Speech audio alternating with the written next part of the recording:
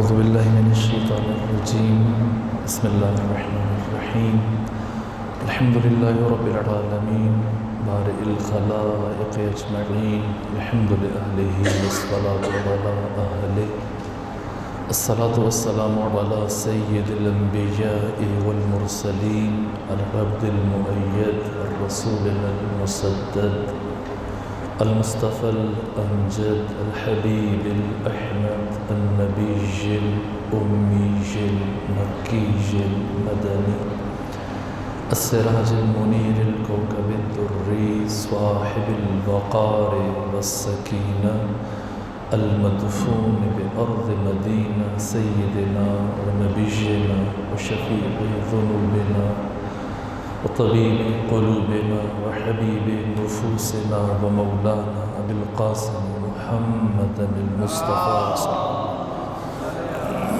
وسلم وأهل بيته الأطيبين الأطهرين الأنجبين المعصومين المظلومين ورحمة الله على أحبابهم وأصحابهم وشيعتهم ومحبيهم ومواليهم أجمعين ولعنة الله على أعدائهم أجمعين أما بعد فقد قال حق سبحانه في القرآن بسم الله الرحمن الرحيم وما خلقت الجن والإنس إلا ليعبدون السلام علیکم ورحمۃ اللہ وبرکاتہ۔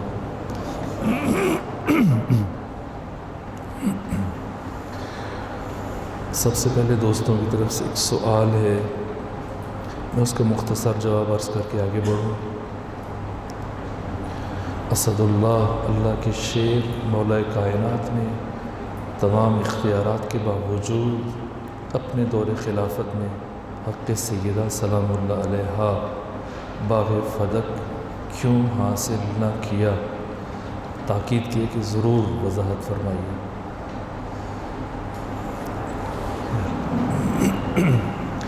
سوال یہ کہ یہ فدق کیا ہے؟ جب تک ہمیں اس کی میں وضاحت کر کے جا چکا ہوں ملتان میں، اور اب تاخیر کا شکار ہوں گے، میں چاہتا ہوں کہ چلیں مختصر لفظوں میں عرض کر دوں۔ سب سے پہلی بات یہ کہ فدق کے ساتھ لفظ باغ لکھا گیا ہے، کنایتاً درست ہے، یہ باغ نہیں، یہ پورا قریہ ہے، انہی باغات کا مجموعہ۔ کوئی بھی زمین ارض اسلامی قرار پاتی ہے تین طرح سے۔ یہ ملتان مسلمانوں کی سرزمین ہے۔ کیوں مسلمانوں کی سرزمین ہے؟ مسلمان آباد ہیں، یہاں زندگی گزارتے ہیں، یہاں کی اکثریتی آبادی مسلمان ہیں۔ اگر ہندو ہیں، عیسائی ہیں، غیر مسلم ہیں تو ان کی مقدار بہت کم ہے۔ کوئی بھی سرزمین اسلام قرار پاتی ہے تین طرح سے۔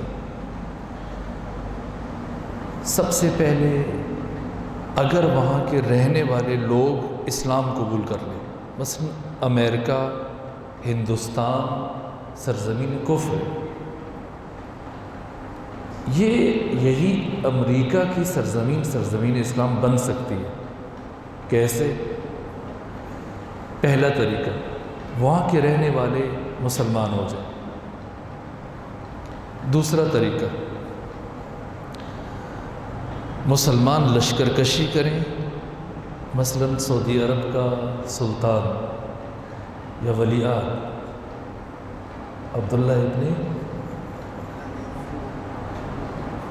سلمان، محمد بن سلمان، فرض کر لیجیے، فرض محال تو محال نہیں، خادم حرمین شریف ہیں، یہ حملہ کرے جا کر اور امریکہ کو تسخیر کر لے، قبضہ کر لے، اس صورت میں بھی یہ سرزمین اسلام قرار پائے گی۔ تیسرا طریقہ کیا ہے؟ نہ مسلمان حملہ کریں اور اس پر قبضہ کریں، نہ وہاں کے رہنے والے اسلام قبول کریں، بلکہ وہ لوگ مسلمانوں کی دہشت سے اور مسلمانوں کے خوف سے، مثلا مسلمانوں کا امیر محمد بن سلیمان اتنا شجاع ہے، اتنا بہادر ہے، جب وہ ان کو خطرہ ہوا کہ ہماری سب کی جان خطرے میں ہے تو چلو جان بچانے کے لیے ہم پورا امریکہ یا آدھا امریکہ تحفتاً سلطان کو پیش کرتے ہیں۔ یہ 3 طریقے، ان تینوں کے احکام الگ ہیں۔ اگر وہاں کے رہنے والے لوگ مسلمان ہو جائیں تو یہ انہی کی ملکیت قرار پائے گی جو وہاں کے باسی ہیں، جو رہ رہے تھے، پہلے کافر تھے اب مسلمان ہو گئے۔ اگر مسلمان قبضہ کر لیں تب بھی عرض اسلامی قرار پائے گی، حاکم مسلمانوں میں اس زمین کو اپنے اعتبار سے تقسیم کر دے گا۔ اگر نہ لشکر کشی ہو نہ وہ اسلام قبول کریں تو تیسری صورت میں اگر وہ تحفہ پیش کرتے ہیں تو وہ مسلمانوں کے سربراہ کی ملکیت ہوگا۔ خیبر کے یہودیوں نے اپنی جان کے خوف سے 7ویں ہجری کے آغاز میں یہ زمین رسول اسلام کو تحفتاً دی، جو آپ کی ملک خاص تھی۔ نہ مسلمانوں نے گھوڑے دوڑائے، نہ جنگ لڑی گئی، جہاد ہوا، اور نہ ہی وہاں کے رہنے والے مسلمان ہوئے۔ جان بخشی کے لیے انہوں نے پیغمبر کو تحفے میں دی۔ کچھ دن یہ سرزمین پیغمبر کے تصرف میں رہی، پھر قرآن کی آیت نازل ہوئی، وَأْتِ ذَا الْقُرْبَى حَقَّهُ۔ تو پیغمبر نے فدق کی سرزمین، باغ نہ کہیے اس کو، کیونکہ خلیفہ اول کے بقول پیغمبر فدق کی آمدنی سے جنگی اخراجات پورے کرتے تھے، اور جب امیر شام کے ہاتھ لگا فدق 40 ہجری میں تو اس نے 3 حصوں میں تقسیم کیا۔ 1/3 یزید کو دیا، چھوٹی جگہ نہیں، ایک باغ کو کہاں بانٹتا اتنے بڑے بڑے مگرمچھوں میں۔ 1/3 یزید کو، 1/3 مروان بن حکم کو، اور 1/3 عثمان بن عفان کے بیٹے کو دیے۔ سوال، اب فدق کا تھوڑا سا اندازہ ہو گیا، یہ مدینے سے 80 کلومیٹر کے فاصلے پر وسیع باغات کا مجموعہ تھا۔ پیغمبر نے، اب میں آپ کا لفظ استعمال کرتا ہوں، باغ فدق یا جاگیر فدق، لفظ فدق ہے، بعض لوگ اسے فدق پڑھتے ہیں، یہ غلط ہے۔ فدق کیوں دیا امیر المومنین کو یا سیدہ کو؟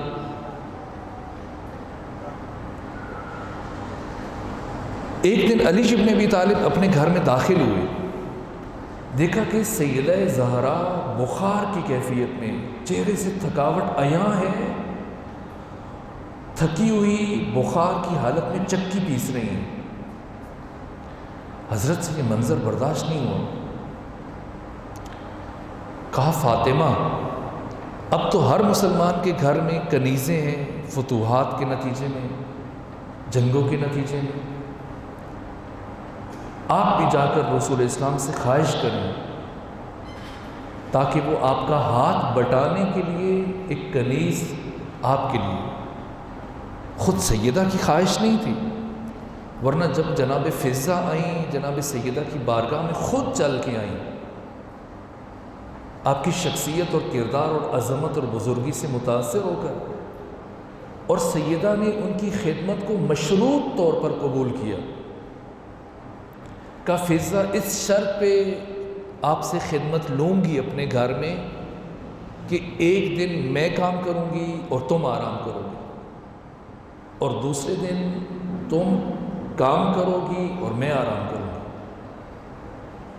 سیدہ کی خواہش نہیں تھی، امیر المومنین کی خواہش کے احترام میں سیدہ رسول اسلام کے پاس گئیں، لیکن وہاں کوئی صحابی بیٹھے تھے، سیدہ سامنے نہیں آئی، بس بابا کو سلام کیا اور پلٹ کے واپس آ گئے۔ پیغمبر نے آپ کے چہرے سے محسوس کیا خود مانگنا، چب رسد اپنے بابا سے کچھ مانگنا مشکل تھا۔ بہت خوددار شخصیت ہیں جناب سیدہ زہرا۔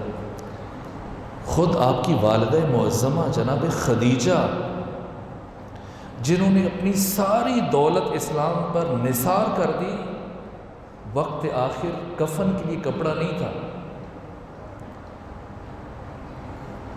اور خواہش تھی جناب خدیجہ کی کہ رسول اسلام جو عبا پہنتے ہیں اس عبا میں آپ کو کفن دیا جائے، لیکن خود زبان سے نہیں کہہ سکی، بیٹی سے کہا مجھے شرم آتی ہے، آپ اپنے بابا رسول اللہ سے کہیں۔ جناب سیدہ اپنی ماں کی صفات کی بھی حامل ہے اور شاگرد پروردگار ہیں، کچھ نہیں مانگا پلٹ کے آ گئی۔ رسول خدا نے خود محسوس کیا فاطمہ کچھ کہنے آئی تھی، نہیں کہہ پائی، آئے کہا بیٹی آپ کسی کام سے آئی تھی، پھر بھی حضرت سے سیدہ سے کچھ نہیں کہا گیا، تو مولا متقیان نے بات دہرائی کہ مجھ سے فاطمہ کی حالت نہیں دیکھی جاتی، اگر کنیز ہو تو ان کی ممد و معاون بن جائے گھر کے کاموں میں۔ پیغمبر نے کیا جواب دیا؟ فاطمہ کے چہرے کی طرف دیکھا، کأنہ رسول اسلام کے کلام سے مستفاد ہے، کہا کہ میں پسند نہیں کرتا، یعنی میری اہل بیت پوری کائنات کے لیے اسوہ ہے، نمونہ، ان کی زندگی میں نمونہ ہے، میں پسند نہیں کرتا کہ وہ دنیاوی اعتبار سے آسائش اور آسانی میں رہے اور کسی مسلمان کو ان کی یہ کیفیت دیکھ کر ایک حسرت اٹھے اس کے دل میں، نہ، جتنی ایک محروم سے محروم مسلمان کی زندگی جیسے گزر رہی ہے، رسول علیہ السلام کی خواہش تھی کہ ان کے اہل بیت کی زندگی ایسے گزرے، اور مولا متقیان کی خواہش کو رد کرنا بھی ممکن نہیں تھا۔ اب فاطمہ کی طرف متوجہ ہوئے، کہا فاطمہ میں آپ کو ایسی چیز ہدیہ نہ کروں کہ جو ایک کنیز تو بجائے خود پوری کائنات، دنیا وما فیہا، اور اس میں جو جو کچھ ہے اس سب سے کہیں افضل اور بہتر ہے، کہ جیسے اللہ کا رسول مناسب سمجھتا ہے۔ تو پیغمبر نے کہا فاطمہ آج سے ہر نماز کے بعد اور ہر رات سونے سے پہلے 34 مرتبہ اللہ اکبر، 33 مرتبہ الحمدللہ اور 33 مرتبہ سبحان اللہ، اس کی تلاوت کیا کریں، اسی سے یہ تسبیح سیدہ کے نام سے معروف ہے۔ اب آپ مجھے بتائیے، یہ پس منظر ضروری ہے، ورنہ اس سوال کا جواب ممکن نہیں کہ واضح ہو سکے کہ امیر المومنین نے اپنے عہد خلافت میں کیوں حاصل نہیں کیا۔ پہلی بات اور پہلا سوال یہ اٹھتا ہے اگر ہم فدق کا مطالعہ کرنا چاہیں کہ رسول اسلام جو اپنی بیٹی کو اور علی بن ابی طالب کو ایک کنیز نہیں دے رہے، جبکہ سب مسلمانوں کے گھروں میں ہے یا اکثر مسلمانوں کے گھروں میں ہے، وہ رسول اتنے بڑے باغات کا مجموعہ کیوں دے رہے ہیں؟ سوال ہے یا نہیں؟ سوال ہے۔ فدق سے متعلق جتنی کتب لکھی جا چکی ہیں، سب سے بہترین کتاب جو اب تک لکھی جا چکی ہے وہ شہید باقر الصدر کی معرکۃ الآراء کتاب ہے۔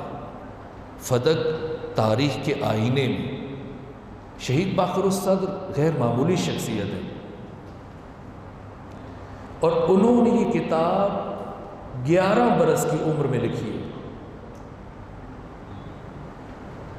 اس نیت سے کہ میرے بچپنے کی کوئی یادگار رہ جائے۔ چند سال پہلے تہران یونیورسٹی میں اسی کتاب پر پی ایچ ڈی کی گئی ہے۔ اختصار کے باوجود جامع اور بہترین کتاب ہے، حق ادا کیا ہے شہید باقر الصدر نے۔ یہاں شہید باقر الصدر نے وجہ بیان کی کہ رسول اسلام جب ایک کنیز جناب سیدہ کو نہیں دے رہے تو باغات کا عظیم الشان مجموعہ فدق کیوں دیا؟ کہ یہ فدق دینا علی بن ابی طالب کی خلافت کا عملی اعلان تھا۔ کیوں؟ اس لیے کہ کوئی بھی حکومت دو چیزوں کے بغیر نہیں چل سکتی، افرادی قوت اور معیشت۔ آج کل تو بچوں کو بھی پتہ چل گیا، میڈیا سے وابستہ ہیں، اکانومی، اقتصاد، معیشت، صبح و شام خبروں میں یہی بات زیر بحث ہوتی ہے۔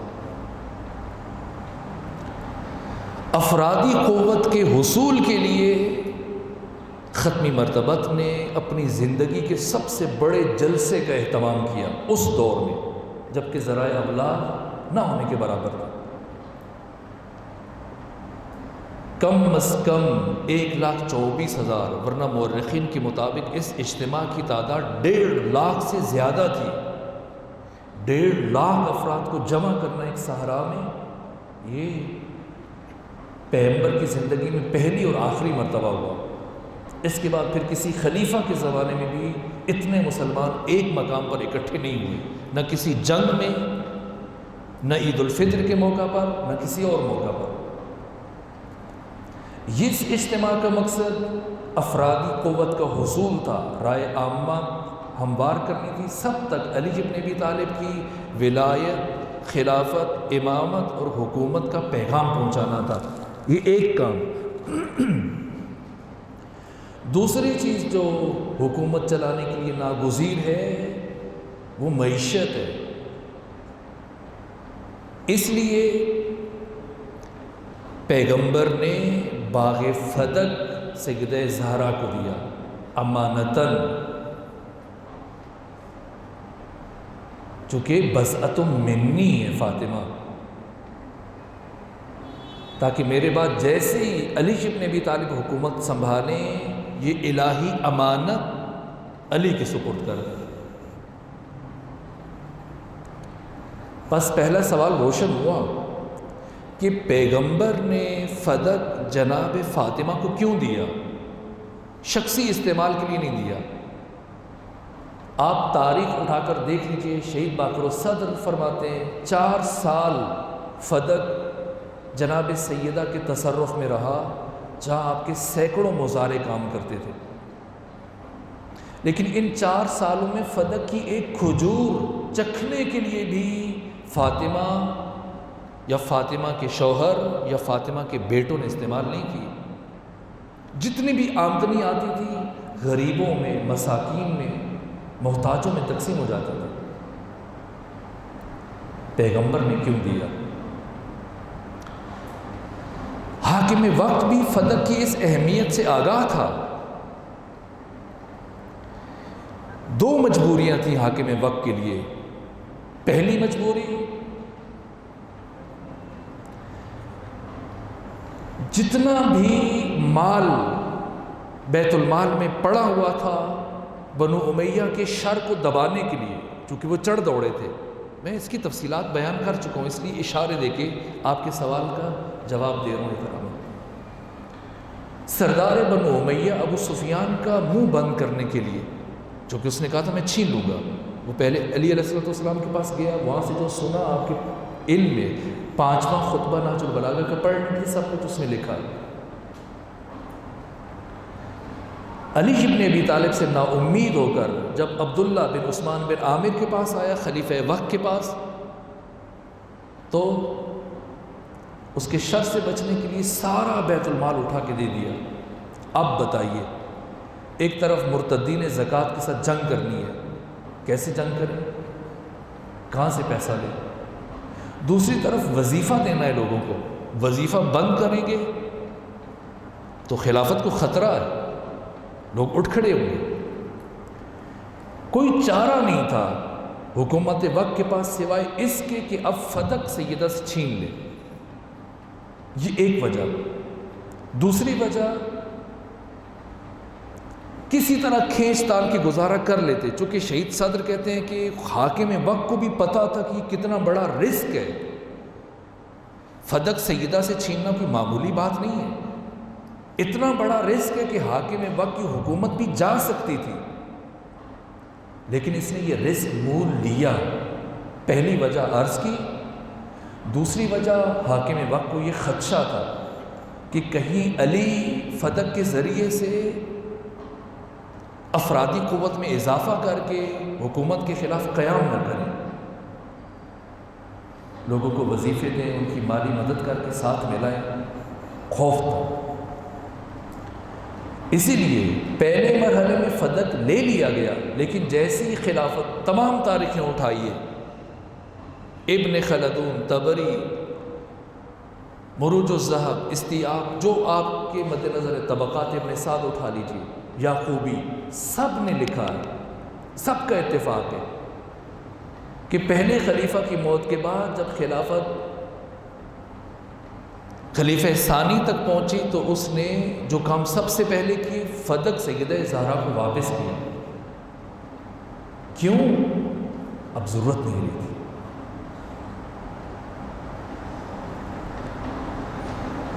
بعد میں پھر خلیفہ سوم کے زمانے میں پھر خلیفہ سوم نے فدق لے لیا۔ اب سوال یہ کہ چوتھے مرحلے میں 35 ہجری 25 ذی الحج بروز جمعہ علی ابن ابی طالب کی خلافت کا آغاز ہوا۔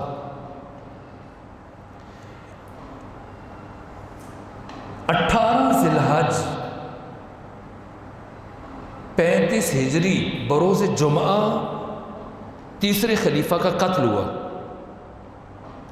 تیسرے خلیفہ کے قتل اور علی ابن ابی طالب کی خلافت کے درمیان 1 ہفتے کا فاصلہ ہے۔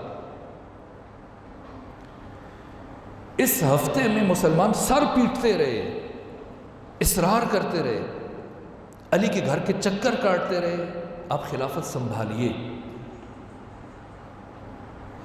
منگل کے دن پہلی مرتبہ علی ابن ابی طالب نے مشروط طور پر خلافت سنبھالنے کی بات کی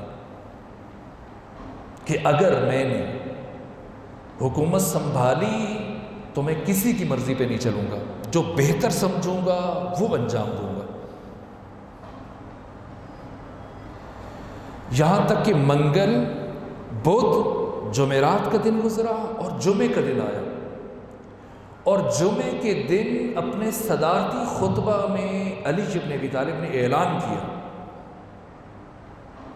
یہ بہت عجیب اعلان تھا، جس اعلان کے بعد مدینے میں ہلچل مچ گئی، بہت ساروں کی خوش فہمیاں غلط فہمیوں میں تبدیل ہو گئی، بہت ساروں کی امیدوں پہ پانی پھر گیا۔ حضرت نے اپنے پہلے خطبے میں ارشاد فرمایا، واللہ لو وجدتہ قد تزوج بہ النساء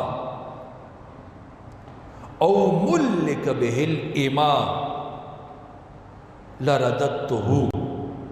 اللہ کی قسم اٹھائی علی نے، اللہ کی قسم، لو وجدتہ، اگر میں نے پایا، بیت المال کی بات کر رہے تھے، اگر کسی نے پچھلے 25 سالوں میں، خصوصاً پچھلے 12 سالوں میں، 8 کم 12 سال حکومت ہے عثمان بن عفان کی، 23 ہجری یکم محرم سے خلیفہ سوم کی خلافت کا آغاز ہوا، اور 35 ہجری 18 ذی الحج کو خلیفہ سوم کے قتل کے ساتھ ان کی خلافت کا اختتام ہوا۔ 12 سال بنتے 8 دن کم۔ ان 12 سالوں میں کیا ہوا؟ میں نے ان جنگوں کا تذکرہ کرتے ہوئے آپ کو بتایا، ابھی جو 3 جنگیں پڑھی ہیں ہم نے، مدینہ میں ریاست تشکیل پا چکی ہے، لیکن رسول اسلام اور لشکر اسلام کے پاس کل کتنے گھوڑے ہیں؟ 2۔ ایک رسول اسلام ایک پر سوار ہو کے جا رہے ہیں، دوسرے پر ابو بیرا۔ خوب آج میں انعام نہیں لے کے آیا، ورنہ انعام بنتا تھا، انشاءاللہ کل سے۔ لیکن ان 12 سالوں میں غریب تر ہوئے اور امیر تر ہوئے۔ کتنے؟ ایک طرف صدر اسلام میں کل 2 گھوڑے تھے، ایک رسول کے پاس، ایک انصاری کے پاس، مہاجروں میں سے کسی کے پاس کچھ نہیں تھا۔ میں یہ ساری کتب اپنے ہمراہ سفر میں بھی لایا ہوں، تمام تاریخوں میں یہ ساری تفصیلات موجود ہیں۔ زبیر بن عوام کی 4 بیویاں تھیں، بیوی کا 8واں حصہ ہے، ایک بیوی کے حصے میں کئی من سونا آیا ہے جسے کلاڑوں سے توڑ کے برابر کیا گیا۔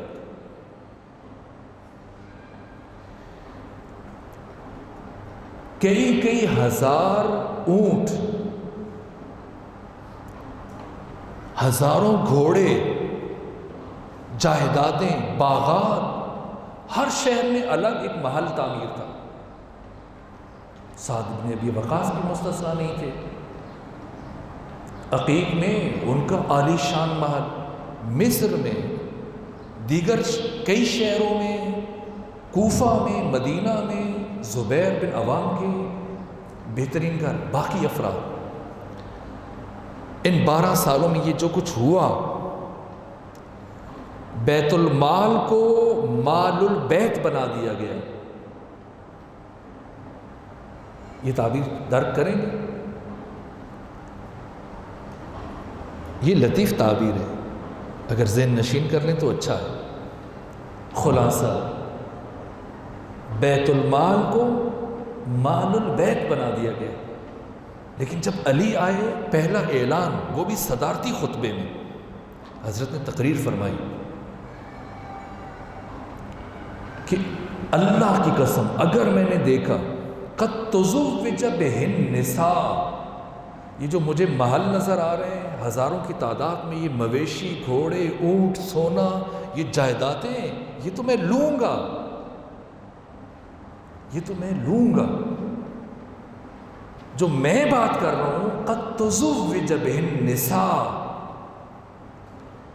یہاں تک کہ اگر کسی نے بیت المال کی رقم سے اپنی بیوی کا حق مہر دیا، اپنی کسی بیوی کو، زوجہ کو انگوٹھی گفٹ کر دیتے ہیں، سونا دیتے ہیں، لاکٹ تحفے میں دیتے ہیں حکمران یا حکمران جماعت کے افراد، او ملک بہل امام، یا کسی نے بیت المال کی رقم سے کنیز خرید لی، اب اس کے گھر میں حصہ ہے اس کے خاندان کا، لردت تو میں واپس لوٹاؤں گا۔ یہ اعلان سائقہ بن کے گرا۔ جتنے ذوق و شوق سے، اب وقت نہیں بچا، میں کل آپ کو بیان کروں گا کیا عالم تھا، انصار، مہاجرین، اہل مدینہ، اہل مصر، اہل یمن، علی ابن ابی طالب اسلامی خلیفہ بھی ہیں، جمہوری خلیفہ بھی ہیں، آپ کا انتخاب اسلامی ہے، یعنی علی کا عہد امامت 30 سال ہے۔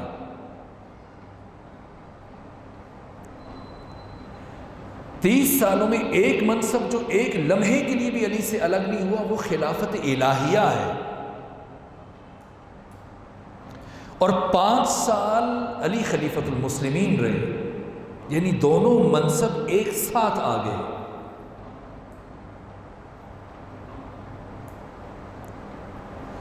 جیسے امیر المومنین نے یہ اعلان کیا، پریشانی کی لہر دوڑ گئی۔ اب آپ دیکھیں، سب سے پہلے بیعت کس نے کی امیر المومنین کی؟ جی نہیں، خلافت کے بعد، یہ خلافت ظاہری کی بات ہے، وہ خواتین میں میدان خم غدیر میں جب خیمہ نصب کیا تھا پیغمبر نے، تو خواتین نے سب سے پہلے سجدہ نہیں کی۔ اگر کوئی اس سوال کا جواب دے تو اسے یہی کتاب مفتی صاحب کی سیرت امیر المومنین واقعاً شاہکار ہے، یہ 2 جلدیں اس کی خدمت میں تحفتاً پیش کی جائیں گی۔ سب سے پہلے کس نے بیعت کی؟ نہیں،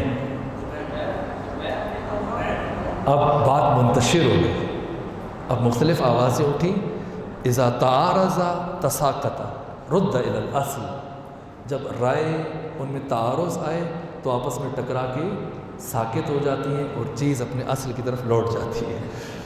اس کو اب یہیں پہ رکھ لیتے ہیں، اگر اس کے بعد دوبارہ اس میں ذہن آزمائی کر لیتے ہیں۔ سب سے پہلے طلحہ اور زبیر نے بیعت کی، زبیر سے بھی پہلے طلحہ نے بیعت کی، اور طلحہ کا ایک ہاتھ جنگ احد میں کٹ چکا تھا،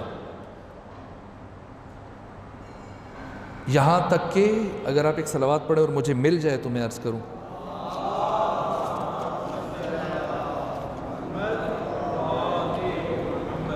جی اللہم صلی اللہ علیہ حبیب ابن زویب، یہ میں نے اپنی یادداشت کے لیے کچھ لکھا ہوا تھا، حبیب ابن زویب امیر المومنین کا صحابی تھا، جیسی طلحہ نے بیعت کی، یہ دونوں اکٹھے آگے بڑھے تھے، حضرت کی بیعت کی، تاریخ خمیس جلد 2، طبری جلد 3 صفحہ نمبر 451، تو حبیب ابن زویب نے کیا کہا؟ اول من بدأ بالبیعہ یدہ مشلولہ، کہا جس نے سب سے پہلے علی کی بیعت کی اس کا ہاتھ شل ہے، نہیں تھا، ایک ہاتھ رہ گیا تھا، لا یتم ھذا الامر، مجھے یہ چیز مکمل ہوتے ہوئے دکھائی نہیں دیتی، یہ بیعت انجام کو نہیں پہنچے گی، اور ایسے ہی ہوا۔ پھر کیا ہوا آپ کے مد نظر ہے، کچھ دن کے بعد طلحہ اور زبیر، البتہ جب حقوق کی بات آئے گی، اب تو شومیر قسمت ہمارے پاس صرف 3 دن باقی ہیں اور کچھ بھی بیان نہیں ہو سکا، لیکن میرا یہ قصد اور ارادہ ہے کہ آپ میں سے جو دوست اچھے نمبر لیں گے، بہترین نمبر لیں گے، کامیاب ہوں گے، انہیں آپ کے لیے جو بہترین سعادت ہے صاحبان زہرا کی طرف سے ان کو زیارات مقامات مقدسہ پر لے کے جائیں گے، لیکن میرا قصد اور ارادہ جو میں نے نیت کی ہوئی تھی کامیاب ہونے والوں میں، یہ مفتی جعفر حسین کی 2 جلدیں تحفتاً پیش کی جائیں گی۔ یہ وہ کتاب ہے کہ جو سال گزشتہ جب میں زیارات کے لیے گیا تھا تو حرم امیر المومنین میں بیٹھ کر یہی کتاب میں پڑھتا رہتا تھا، شروع سے لے کے آخر تک، بڑی ایک منفرد کتاب ہے، میں نے کل بھی عرض کیا تھا اور آج پھر عرض کر رہا ہوں۔ بہرحال اب جب کہ یہ صورتحال ہے، سب نے بیعت کی، ایک صلوات پڑھ جی خاندان فاطمہ، جی اب دیکھیے وقت جو ہے ختم ہو رہا ہے، میں آپ کے سوال کو خلاصہ کر دیتا ہوں، اتنا ہی جواب عرض کریں گے۔ علی ابن ابی طالب جہاں پر ایک ایک چیز نہ کیجیے، ایک ایک چیز، چھوٹی سے چھوٹی چیز پلٹا رہے، تو کیا سب سے بڑی میراث فدق وہ واپس نہیں پڑ رہے ہیں؟ سوال ہے، لیکن یہ سوال بے معنی ہے۔ کیوں بے معنی ہے؟ پچھلی ساری گفتگو کے تناظر میں آپ یہ نتیجہ لے سکتے ہیں کہ پیغمبر نے باغ فدق سیدہ کو دیا کیوں تھا؟ جس مقصد کے لیے دیا اسی مقصد میں استعمال ہو گیا۔ حکومت چلانے کے لیے دیا تھا، علی ابن ابی طالب نے اس کو اپنی ذات کے لیے تھا نہیں کہ علی اس کو ذاتی استعمال میں لے کے آئے، حکومتی استعمال کے لیے دیا تھا، حکومت کو مضبوط بنانے کے لیے دیا تھا، محرومین مستضعفین فقراء کی مدد کے لیے دیا تھا، اور علی اس کو اسی مصرف میں لے کے آ گئے۔ لہٰذا حضرت کی شہادت کے بعد پھر امیر شام نے فتح کو دوبارہ اپنے قبضے میں لے لیا۔ یہ ایک بات، آخری 5 منٹ رہ گئے، میری خواہش ہے کہ ہم مولا متقیان کے کلام کا بھی کچھ حصہ آپ کے لیے بیان کر دیں، تو وہ صرف تاکہ آپ پر زیادہ بوجھ نہ ہو جائے، آپ کا امتحان زیادہ سخت نہ ہو جائے۔ ماہ رمضان کے آخری ساعت میں یہاں بیٹھنا یہ خود ایک جہاد ہے، تو اس میں زیادہ مشکل باتیں کرنا نامناسب ہے، اس لیے صرف تبرکاً 14 جملے نہج البلاغہ سے، وہ بھی اگر آپ چاہیں گے تو میں آپ کو لکھوا دیتا ہوں، ان 14 میں سے 8-10 سوال آ جائیں گے انشاءاللہ العزیز۔ تو کلمات کثار، نہج البلاغہ کا پہلا حصہ خطبات پر مشتمل ہے، دوسرا حصہ خطوط پر مشتمل ہے، اور تیسرا حصہ کلمات کثار، سید رضی نے چھوٹے چھوٹے جملے جمع کیے۔ پہلا جملہ، ترتیب کے اعتبار سے بھی پہلا ہے اور جو منتخب کیا، میں نے 50 میں سے 5 کلمات منتخب کیے. یہ 3 دن یہ بیان کریں گے اور آخری دن یعنی چوتھا دن یعنی 29 رمضان المبارک جو ہمارا آخری درس ہوگا اس میں کوشش کریں گے کہ مولا متقیان کی آخری وصیت وہ آپ کی خدمت میں بیان کر دیں. وہ بھی ہمارے امتحان کا حصہ ہوگا. پہلا جملہ کون ہو جاؤ فی الفتنۃ، فتنوں میں. کب لبون، لبون، فتنوں میں اونٹ کے 2 سالہ بچے کی طرح ہو جاؤ. ابن لبون کہتے ہیں اونٹ کا وہ بچہ جس نے اپنے 2 سال پورے نہ کیے ہوں. 2 سال ابھی پورے کیے ہوں معذرت. لا ظہر فیرکب، اس کی پیٹھ نہیں ہوتی کہ اس پر سواری کی جا سکے.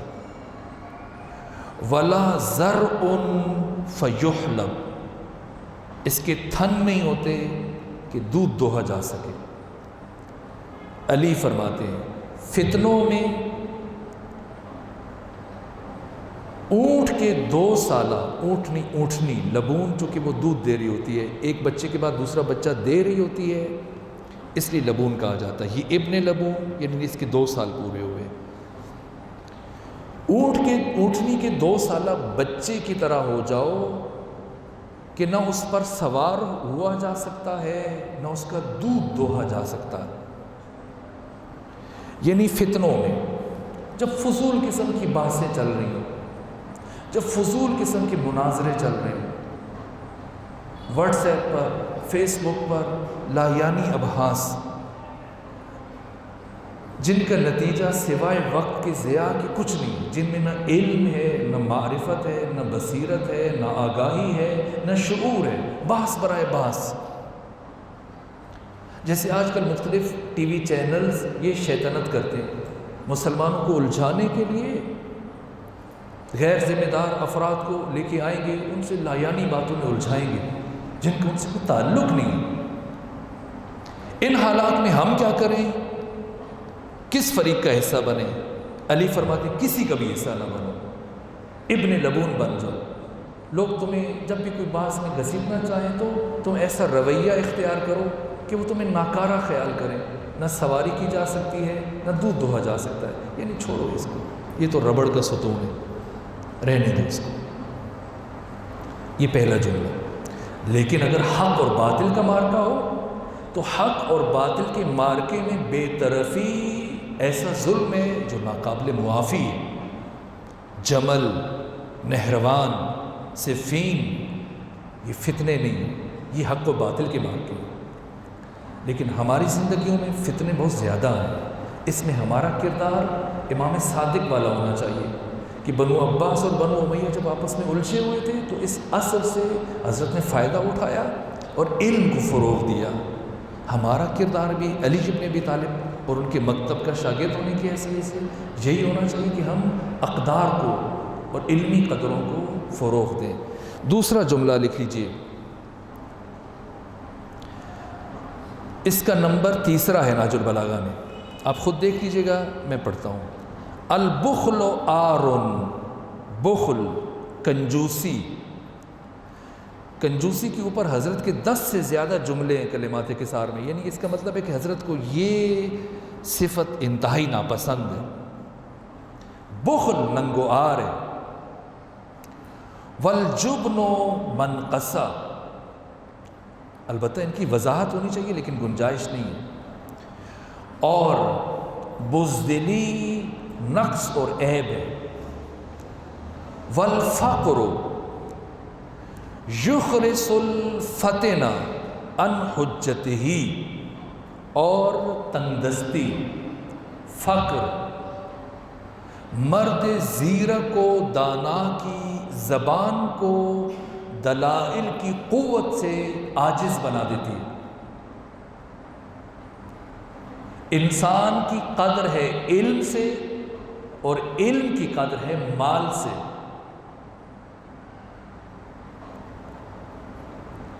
کہنا یہ بھی حضرت کا جملہ ہے. اگر انسان فقیر ہے، تنگ دست ہے، تو مولا فرماتے ہیں کہ یہ تنگ دستی ایک زیرک اور دانا اور حکیم انسان کی دلائل کی قوت کو عاجز کر دیتی ہے، لوگ اس کی باتوں کو اہمیت نہیں دیں گے۔ میں نے تفسیر میں دوسرا جملہ عرض کر دیا کہ انسان کی قدر ہے علم سے اور علم کی قدر ہے مال سے، اور اس جملے کا آخری حصہ وَالْمُقِلُّ غریب فی بلدتہ، مقل کہتے ہیں فقیر کو، اور فقیر اپنے ہی دیس میں پردیسی ہے۔ پیسہ ہے تو پردیس بھی دیس ہے، پیسہ نہیں ہے تو دیس بھی پردیس ہے۔ فقیر اپنے دیس میں اجنبی ہے۔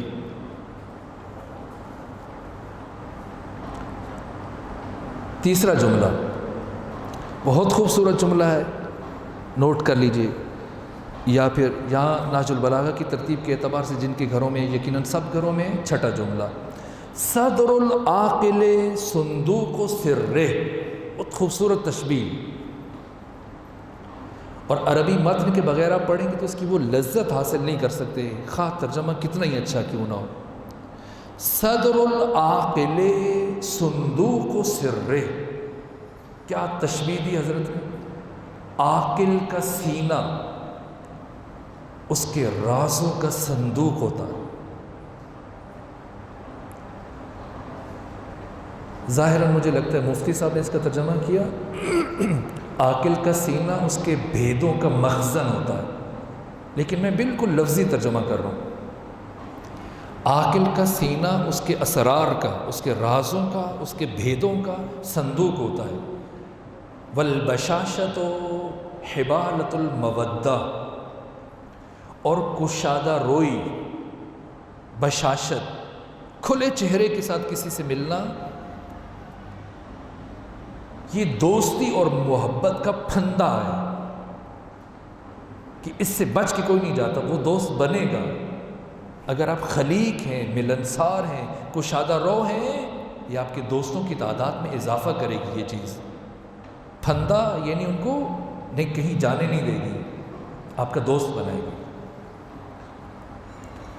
وَمَنْ رَضِيَ عَنْ نَفْسِهِ، اور جو اپنے آپ کو زیادہ اچھا لگنے لگ جاتا ہے، اسے لگتا ہے کہ میں بہت اچھا ہوں، جو چیزیں مجھ میں کسی میں نہیں ہیں، میری صفات، خصوصیات، میرا علم، میری شکل، چہرہ، میری شخصیت، میری پرسنالٹی بہت منفرد ہے۔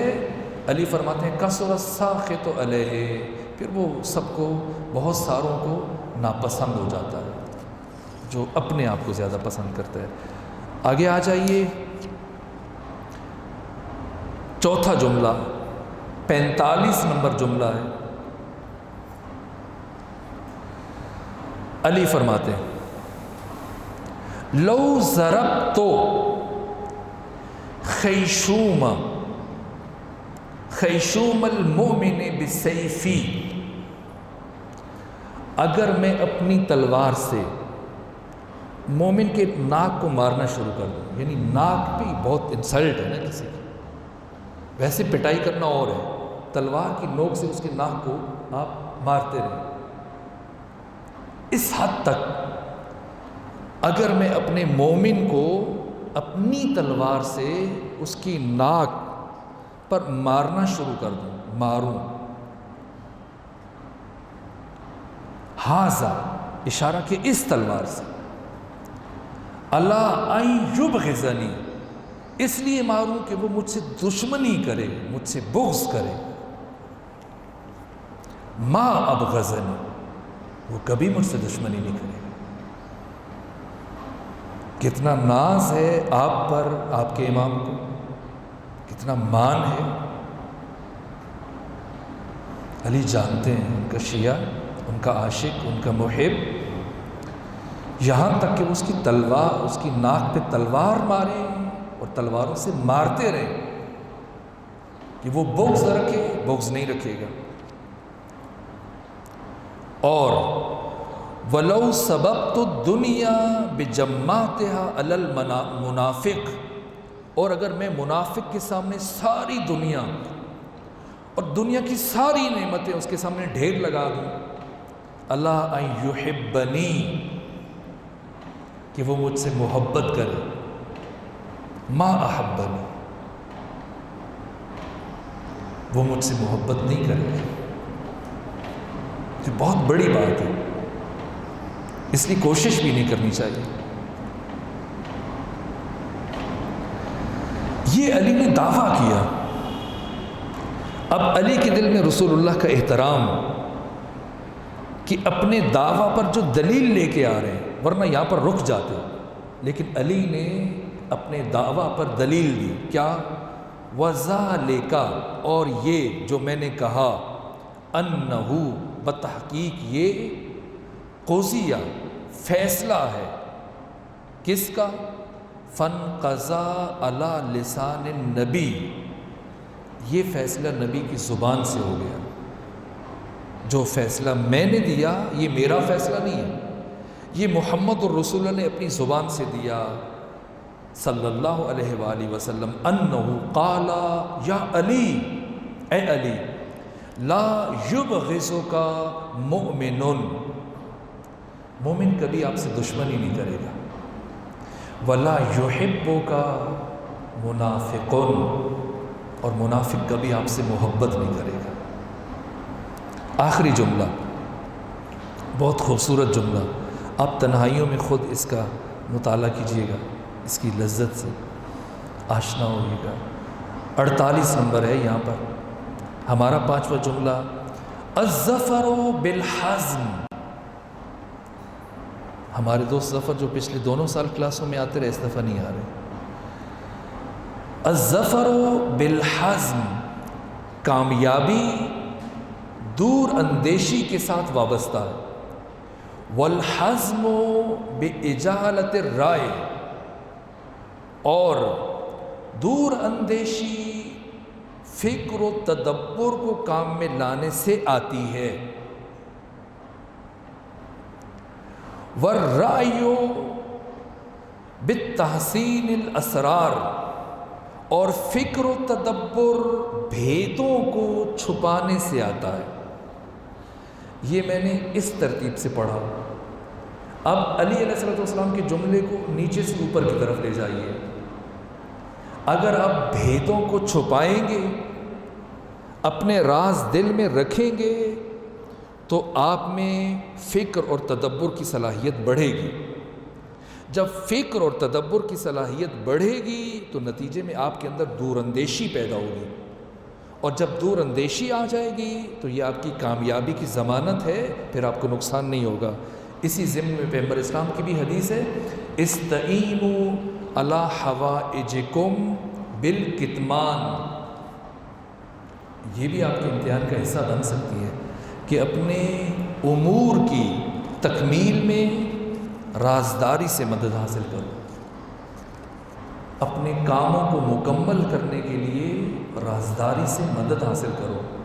آپ ایک کام شروع کریں اور ساتھ ہی پرچار بھی کر دیں، ضروری نہیں کہ وہ کام مکمل ہو اور تکمیل تک پہنچے۔ آخر میں التماس ہے آپ سب سے کہ سیدہ رئیسہ بیگم بنت سید زاہد حسین، سید محسن حسین ولد سید ظفر جاب علی، سید محمد علی ولد سید جواد اصغر، اور سیدہ کنیز صغریٰ، ان کے لیے، اپنے تمام مرحومین کے لیے، شہداء اسلام کے لیے، اور وہ افراد کے اس دنیا میں جن کے لیے کوئی فاتحہ پڑھنے والا نہیں ہے، سب کے لیے سورہ فاتحہ کی تلاوت کر لیجیے۔ بسم اللہ۔